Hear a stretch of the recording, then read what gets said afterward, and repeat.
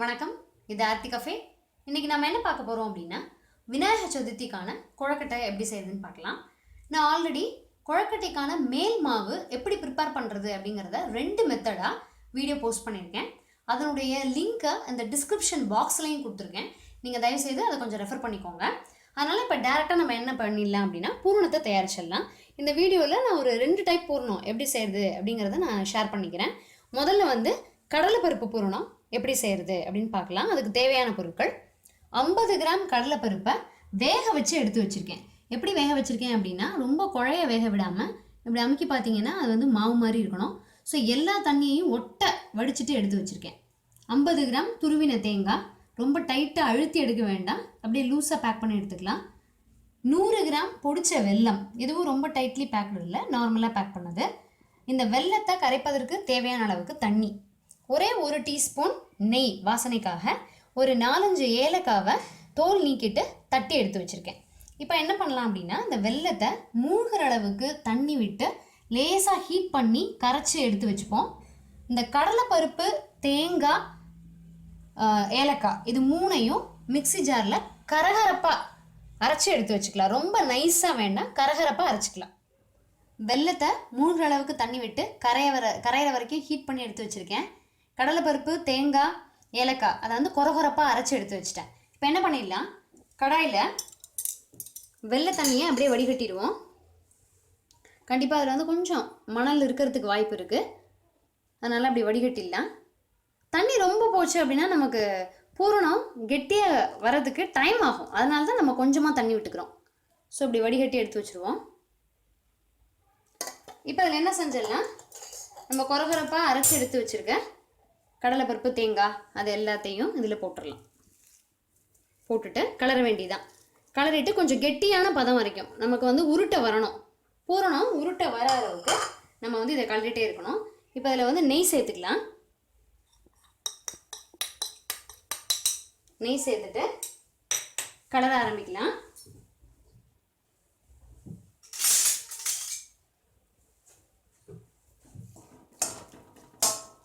கொஞ்சம் கெட்டியாக வர வரைக்கும் கலருவோம். ஸோ கெட்டி பதம் வர வரைக்கும் பார்க்கலாம்.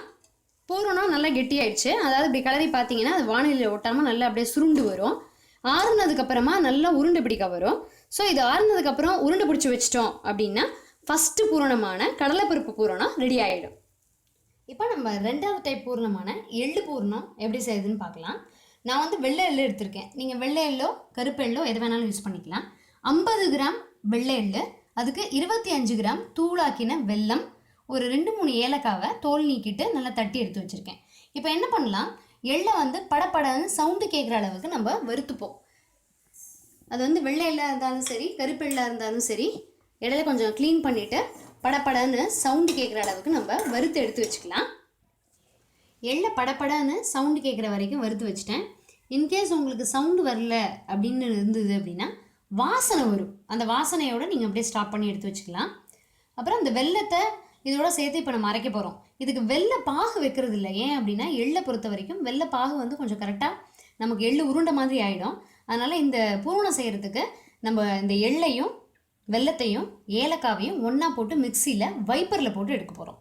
ஸோ ஃபஸ்ட்டு எள்ளை போட்டு ஒரு வைப்பரில் பண்ணுங்கள். அதுக்கப்புறம் இந்த வெல்லத்தை சேர்த்து ஏலக்காவை சேர்த்து ஒரு 2-3 தடவை வைப்பரில் பண்ணிவிடுங்க. அந்த எள்ளினுடைய எண்ணெய் பசையும் இந்த வெல்லத்தினுடைய ஈர பசையும் சேர்ந்து நமக்கு உருட்டுற அளவுக்கு நமக்கு அந்த ஒரு பதத்தை கொடுத்துரும். ஸோ இதை நம்ம அரைச்சிட்டு பார்க்கலாம்.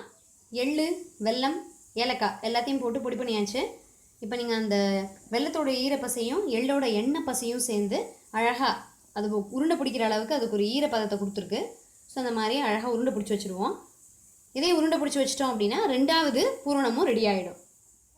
2 பூரணமும் உருட்டி எடுத்து வச்சுட்டேன். அதே மாதிரி மாவையும் ஒரே மாதிரி சைஸான பால்ஸாக உருட்டி எடுத்து வச்சுட்டேன். இப்போ நம்ம வந்து சொப்பு செய்யலாம். இந்த மாதிரி கையில் வந்து நல்லா எண்ணெயை தடவிக்கோங்க. எண்ணெயை தடவிட்டு நான் வந்து நல்லெண்ணெய் தான் எடுத்திருக்கேன். ஒரு மாவு உருண்டையை வச்சு நல்லா அப்படி அழகாக அழுத்தி சொப்பு பண்ணிடலாம். எவ்வளோ பெரிய சொப்போ அதெல்லாம் நம்மளுடைய ஆப்ஷன் தான். சின்ன சொப்போ இல்லை பெரிய சொப்பு எது வேணாலும் நம்ம பண்ணிக்கலாம். இந்த மாதிரி வச்சு நான் இப்போ வந்து பருப்பு பூரணத்தை உள்ளே ஸ்டஃப் பண்ணுறேன். இந்த மாதிரி பாலை உருட்டி வச்சுருக்கேன் இல்லையா, பருப்பு பூரணம் அதை அப்படி உள்ளே வச்சு இதை வந்து இப்படி அழகாக க்ளோஸ் பண்ணிடலாம். அந்த பூரணத்துக்கு சைஸ்க்கு ஏற்ற மாதிரி நீங்கள் மாவை கொஞ்சம் அட்ஜஸ்ட் பண்ணிக்கோங்க. கொஞ்சம் மாவு வந்து ரொம்பவும் தின்னாக இருக்கக்கூடாது, ரொம்பவும் திக்காக இருக்கக்கூடாது. ரொம்ப திக்காக இருந்ததுன்னா மாவு மேலே வந்து ரொம்ப ஜாஸ்தியாக இருக்க மாதிரி இருக்கும். தின்னாக இருந்ததுன்னா பூரணம் வெளியில் வந்துடும். ஸோ இந்த மாதிரி கவர் பண்ணிக்கலாம் அழகாக. இது இப்படி வச்சிடலாம். இப்போ அடுத்தது இன்னொரு உருண்டை எடுத்து அதை வந்து நம்ம மோதகம் ஷேப்பில் பண்ணியிருக்கோம் இல்லையா, இப்போ எள்ளை வந்து நம்ம அழகாக உருட்டி பால் மாதிரி உருட்டி வச்சிடலாம். ஸோ இந்த மாதிரி நல்லா சொப்பு பண்ணிவிட்டு இதுக்குள்ளே இந்த எள்ளு பூரணத்தை அழகாக உள்ளே வச்சுட்டு இதை அப்படியே க்ளோஸ் பண்ணி திருப்பி உருண்டையாக பிடிச்சி வச்சுக்குவோம். ஸோ இது ஒரு ஷேப்பு, அது ஒரு ஷேப்பு. அழகாக அப்படி க்ளோஸ் பண்ணிடலாம்.